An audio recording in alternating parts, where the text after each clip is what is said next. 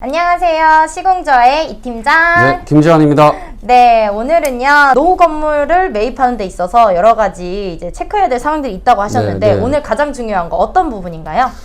구조 검토를 말씀드릴게요. 구조 검토. 건물 투자에 있어서 구조적인 부분이 왜 가장 중요한지 네. 혹시 설명해 주실 수 있을까요? 건물 구조는 전체 비용적으로 네. 기초 플러스 구조 합치면 50%의 비용이에요. 어, 리모델링의 기본은 구조를 재사용하면서 네. 그 이외의 것들을 헌 것을 새 것으로 바꿔주는 건데, 그쵸. 구조 변경까지 들어가게 되면, 네. 구조 변경, 구조 보강까지 들어가게 되면은 굉장히 비용이 들어가요. 그래서 구조는 최대한 살리고, 그게 좀 50%에 해당하니까 비용 50%가 신축보다 절감되는 거예요. 그쵸. 논리적으로. 네. 그래서 구조는 되게 중요하다. 그런 의미로. 네. 네, 그러면요, 건물 구조가 굉장히 네. 다양할 것 같은데, 네, 네. 어떤 건물들이 있을지 설명해 주시면 네. 좋을 것 같습니다. 대부분의 노후 건물들은 라멘 구조, 그리고 내력벽 구조. 네. 이 두 가지로 크게 나눠져요.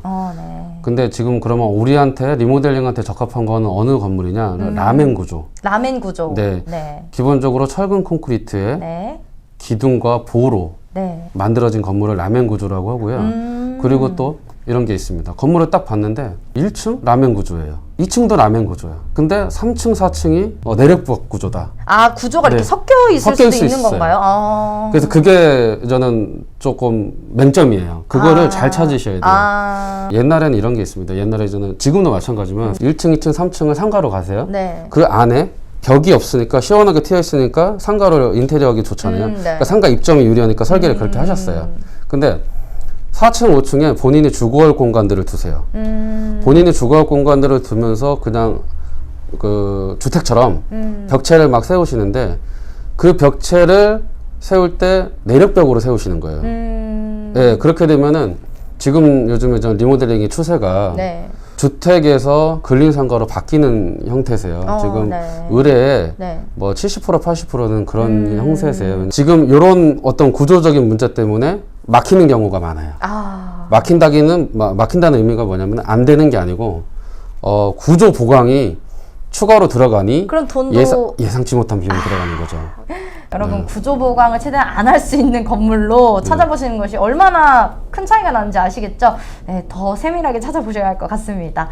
증축 가능 여부를 네. 어떻게 판단해야 하는가 좀 간단하게 확인할 수 있는 방법이 있는지 네. 그 부분을 많이 여쭤보시더라고요. 네. 어떨까요? 증축을 보통 저는 알아보시고 오실 때는 이 건물에 용적률이 있더라, 건폐율이 남아있더라, 이 정도까지는 쉽게 확인이 되니까 네. 가능하다고 들었는데 네. 이거 증축 어떻게 되겠습니까? 물어보세요. 네네. 근데 거기서 조금 이제 깊이 파고들면 주차장 문제들이 좀 나와요. 그쵸. 용적률 건폐율은 남아있지만 네. 주차장 신설이 안 되니까 증축이 안 되는 경우가 되게 많은데 네. 1종, 2종 근생은 주차 대수가 기준이 까다롭지 않아요.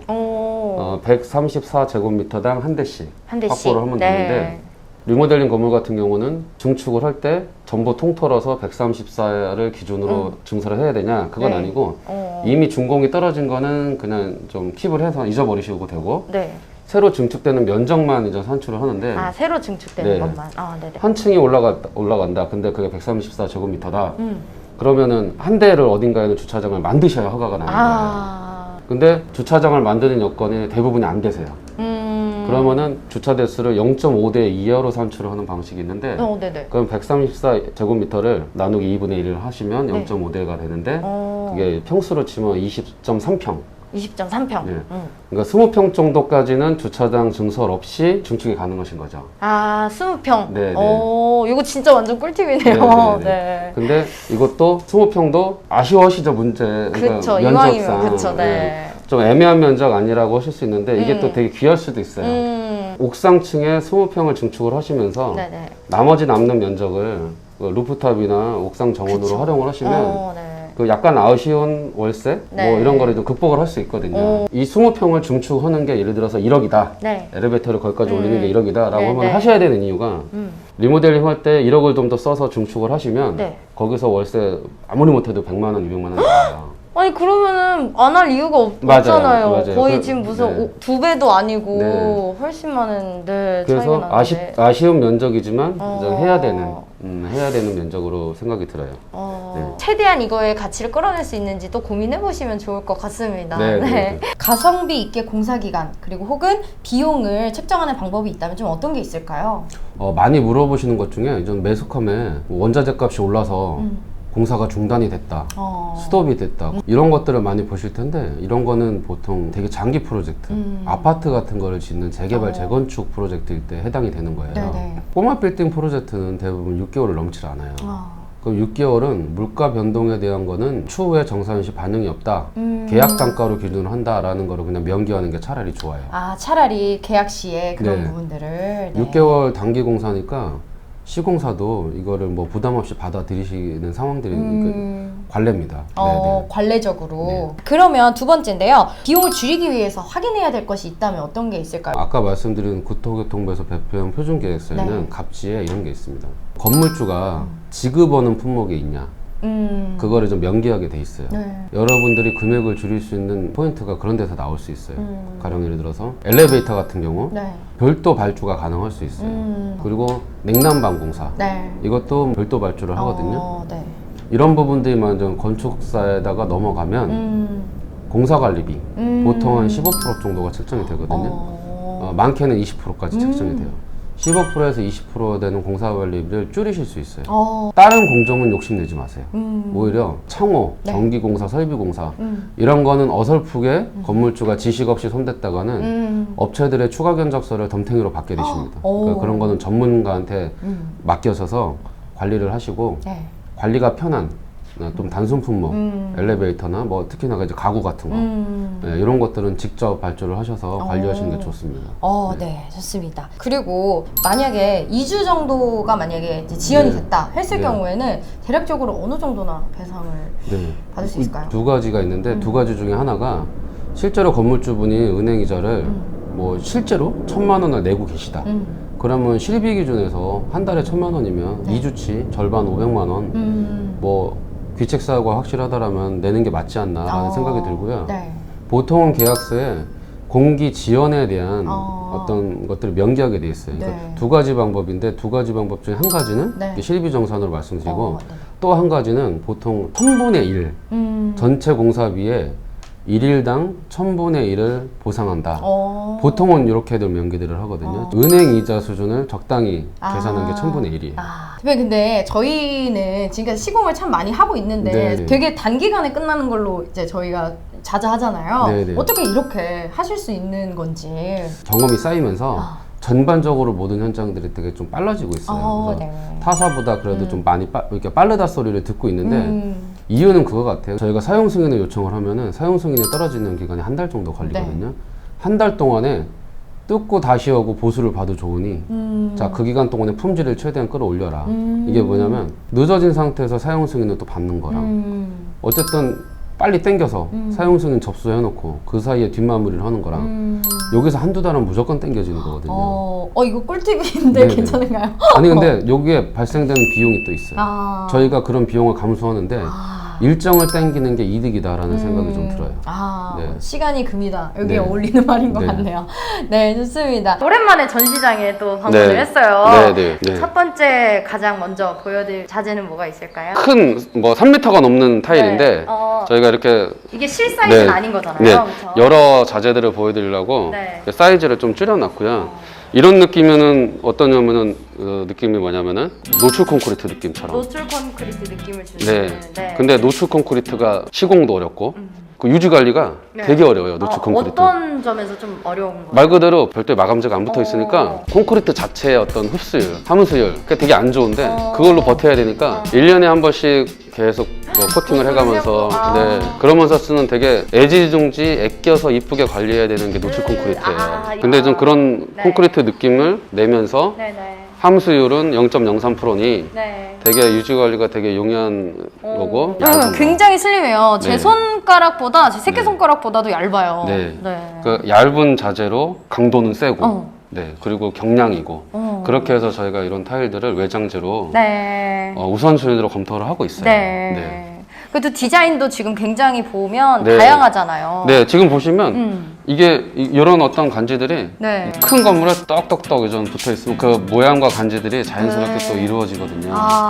그러면 그러니까 이거를 지금 저희는 직수입을 해서 네, 시공을 하다 보니까 그래도 가격적인 측면이 조금 덜하긴 한데 네, 네. 직수입을 하지 않고 이제 또 이렇게 거쳐서 만약에 시공을 또 하게 되면은 네. 금액은 확실히 또 더 많이 올라가나요? 그렇죠. 엄청 올라가죠. 네, 엄청 올라가고 저희는 아시다시피 금속을 직접 또 그쵸. 다루잖아요. 네. 요 마감재는 그 안에 네. 금속 구조물이 네. 그 보강 하지 틀로 들어가요. 네. 저희는 그걸 하지 틀을 잡는다라고 하는데 아시다시피 저희는 금속도 직접 저희가 네, 공장을 하고 있으니까 운영도 하니까 운영을 하면서 하고 네. 그 후에 저희가 직접 수입하는 박판 타일이 붙여지니 훨씬 더 경쟁력을 갖고 있지만 네.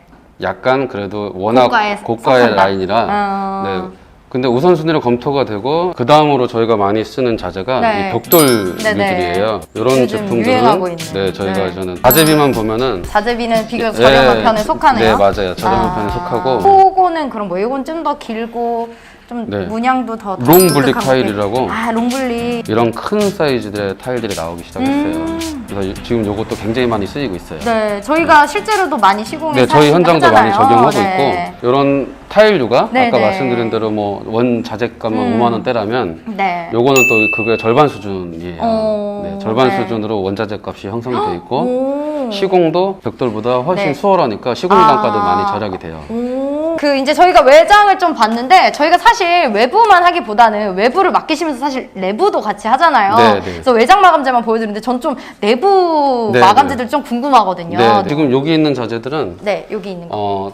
전 내부 인테리어 타일들이에요. 내부 인테리어. 네. 근데 진짜 내부 인테리어 타일들이 예쁜 게 너무 많아가지고 여기 보러 오시면 네. 고르는 재미가 엄청 있을 것 같아요. 요렇게 약간 뭔가 백화점에서 많이 봤을 것 같은 네. 그런 고급스러운. 저는 약간 이런 베이지 톤도 예쁜 것 같고요. 여기 보이실까요? 이런 거. 그 여기에 있는 자재들이랑 네. 여러분들이 좀 흔하게 가는 근생의 상가 화장실이랑 네. 가격 차이가 크지 않아요. 아, 진짜요? 어떻게 조금은 비싸지만 오. 조금 비싸주니까 공간 어차피 화장실 작잖아요. 네. 그리고 화장실 있어봐야 각층마다 하나 아니면 두 개잖아요. 네. 그 화장실에 진짜 흔하디흔한 상가 타일이 총 네. 자재비가 100만 원이 든다라고 하면 한 50만 원 더 써서 어. 건물 전체 4층짜리 건물 해봐야 각층당 50만 원 더 네. 쓰면은 200만 원인 네. 거잖아요. 근데 건물의 이미지를 확 바꿔줄 수 있는 거죠. 네. 네. 그 화장실도 예쁘면 네. 기분이 좋거든요. 이런 타일들은 네, 호감이 가는 건물이 되죠. 네, 이런 타일들은 엘리베이터 홀이나 네. 그 계단실 바닥에 이렇게 써주면은 건물 이미지에 확 도움이 되고요. 이쪽에도 보니까 타일들이 좀 있는데 이것도 내장인가요? 이런 거는 이쪽에 600, 600 사이즈인데 네. 바닥에 바닥 타일. 네. 바닥에 좀 깔아놓으면 좋아요. 네. 오. 요거는 어떤 패턴 느낌이에요, 대표님? 이거는 요즘에 좀 많이 들은 마찬가지로 노출 느낌. 노출 느낌. 네, 노출은 좀 거칠죠. 거친 느낌들. 이런 건 보통 어떤 실내에 많이 써요? 이런 거? 이런 쪽들은 요즘에 카페에 많이 쓰세요. 네. 그 얘기 들어보니까 본 것 네, 같아요. 네. 카페에서 많이 본 것 같아요. 그리고 관리 측면에서도 좋아하세요. 때도 안 타고. 티가 안 나겠다, 좀. 미끄럽지 않고. 청소 좀 덜 미끄럽지 돼도 않고. 좋고. 네. 누군가의 이야기일 수도 있고 이걸 보시는 분들의 이야기실 수도 있을 것 같아요. 네. 상담을 하다 보면 꽤 많이 이런 일들이 있다고 네. 합니다. 과연 어떤 이야기일지 궁금해지는데요. 일단 대표님 어떤 사례를 좀 가지고 오셨을까요? 최근 들어서 네. 상담의 많은 부분들이 차지하고 있는데요. 현장에 갔더니 네. 이미 공사를 손을 댄 흔적들이 있어요. 네. 그러니까 무슨 사연인지 알아보니까 신축인데 네. 공사를 하다가 중단이 됐어요. 공사를 최소한의 공사비가 이제 계약이 돼 있고 네. 추가 공사비가 막 나오는 거예요. 그쵸. 10억 계약 금액인데 17억까지 줬고 공사는 중단이 됐어요. 자, 더 달라고 하니 도저히 이거 납득이 안 가가지고 중단을 시키셨고 시공사가 빠져나가지 않으면 새로운 신규 업체가 붙을 수 없으니 빠져나가지 않고 버티는 거예요. 그러면서 합의금, 네. 정산을 또 유료원적으로 또 끌고 가는 거예요. 안 빠져나가면 은행 이자가 또 막 몇천만씩 그죠. 나가는 거예요. 그래서 이제 약자가 되셔가지고 울며 거저 먹기로 또 추가분 주면서 정산을 보셔서 내보내고 자, 제가 이렇게 말씀드리는 건 두 가지예요. 그런 난해한 상황에서 뭐 제가 저는 해결을 해드릴 수 있다. 네. 근데 그런 난해한 상황으로 가지 않으셨으면 좋겠다. 1차적으로 네. 안 겪으시는 게 최고잖아요. 맞아요. 네. 이렇게 갑자기 공사가 중단된 이런 상황. 네네. 네, 최근에도 있었고 네. 이럴 때 어떤 식으로 좀 해결을 봐야 될까요? 그러면? 건물주는 할 일을 성실히 수행했는데 업체 측에 있다라고 하면은 쉽게 얘기해서 제가 대신 싸워드리는 거예요. 네, 빨리 파악해서 대신 싸워드리고 네. 쌓을 수 있는 무기 장치들을 좀 만들어 드리는 거예요. 아, 네. 근데 건물주들이 항상 끌려가시는 게 있어요. 이유가 뭐냐면 저 사람들이 나갈까봐. 갑자기 중단돼서 더 이상 안 될까? 손쓸 수 없을까? 손쓸 수 없을까봐. 근데 뒤에 마무리를 해줄 사람이 있다. 뒷배가 있다라고 생각하시면은 무기가 하나 더 갖춰지는 그쵸. 건데. 너희 아니면 이럴 때는 또 정당하게 또 싸우실 수 있거든요. 네, 그래서 예를 들어서 이 뒷마무리를 해줄 수 있는 제가 업체를 연결을 해드리던, 제가 직접 마무리를 해드리던, 네. 이렇게 해서 좀 무기를 갖춰드리는 상태에서 이제 싸우실 수 있는 그런 네. 장치들을 제가 좀 고안을 해놨습니다. 네.